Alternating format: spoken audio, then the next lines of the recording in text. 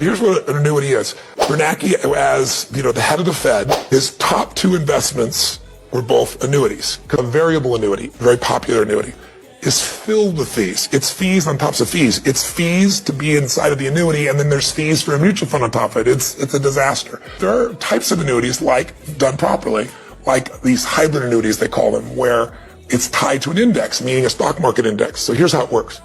You get the upside without the downside. If the stock market goes up, you get a percentage of that growth. If it goes down, you lose nothing.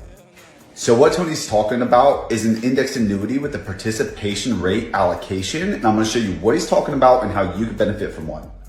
So let's take a look at this graph. And assuming we started $100,000, you'll see three different lines here. And you can see the green line is annual monthly average with an index. The S&P 500 is the red line, and the minimum guaranteed contract value is the blue line.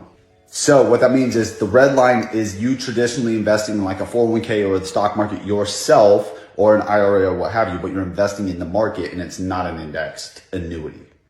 The green line is the indexed annuity, and the blue line is just like the guaranteed contract value of the indexed annuity. So the focus is going to be on the green line. If you put your money into an annuity, an indexed annuity properly structured, then this is what would happen in comparison to the red line.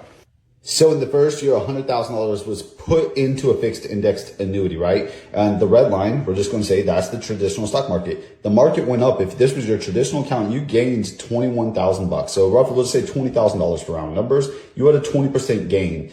In a participation rate of about 75%, you would actually only participate and get 75% of 20,000. So you made $15,000 as opposed to 120. So it's not as pretty as if you were in the market yourself, right? But let's keep going into the next year. You jump to 136, you increase to about 125. And then what happens? Now the stock market goes negative. What happens in your indexed annuity? You see it travels horizontally because you have a 0% floor and you can't lose money as long as you're not subject to market losses, right? So it's floored out at 0%. You didn't lose any money. Whereas if you were in the market, you would have lost for 2 years. Instead, you just traveled sideways right here. You got your little guaranteed, and then it corrects itself and you start going back up, right? And you only participate in the upside.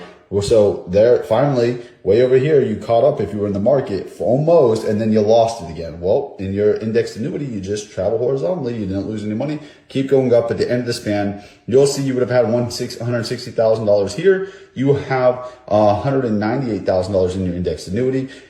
Worst case scenario, guaranteed value of your indexed annuity would have been roughly the same as what you would have had in your regular IRA or investment account. So the goal is to get you off of the red line and put you on the green line and stop subjecting yourself to market losses. There's no point. You don't need to. And you can get the better outcome if you don't. So if you want help setting one of these up, just let us know.